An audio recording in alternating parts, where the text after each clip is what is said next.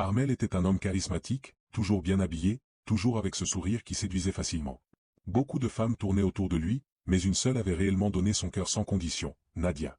Elle n'était pas riche, mais elle avait une beauté naturelle, un regard doux qui respirait la sincérité et un cœur prêt à tout pour l'homme qu'elle aimait.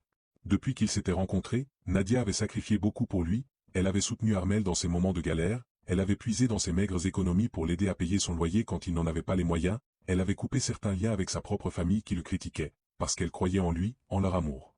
Pour elle, Armel valait toutes les batailles, même si elle devait souffrir. Elle était prête à mourir pour lui. Un soir, après une longue journée de travail, Nadia rentra à la maison.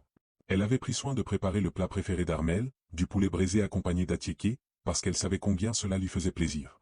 Elle avait dressé la table avec tendresse, attendant le retour de celui qu'elle considérait comme son roi. Mais alors qu'elle disposait les assiettes, son téléphone vibra. Intriguée, elle l'ouvrit, et son cœur s'arrêta. Devant ses yeux, une photo s'affichait. Armel, son Armel, tenant une autre femme dans ses bras, l'embrassant comme si c'était la seule au monde. Au début, elle refusa d'y croire.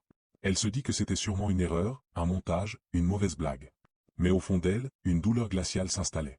Le lendemain, poussée par un mélange de peur et de vérité qui voulait éclater, elle décida de vérifier par elle-même. Son cœur battait à toute vitesse lorsqu'elle le suivit discrètement. Et là, sous ses propres yeux, elle vit la scène qu'elle redoutait le plus. Armel riait, détendu, heureux, aux côtés de cette autre femme. Pas un instant il n'avait pensé à Nadia, pas un instant il n'avait eu l'air coupable. Il la serrait, il l'embrassait, comme s'il n'avait jamais eu de vie ailleurs. À cet instant, Nadia sentit son monde s'effondrer. Toutes ces nuits où elle s'était inquiétée pour lui, tous ses sacrifices, toutes ses larmes, tout cela n'avait servi à rien. L'homme pour qui elle aurait donné sa vie, l'homme pour qui elle aurait affronté le monde entier, venait de la trahir sans même un remords.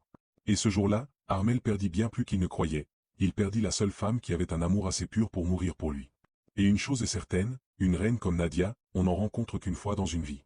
Si cette histoire t'a touché, abonne-toi, like et partage pour plus d'histoires vraies et puissantes.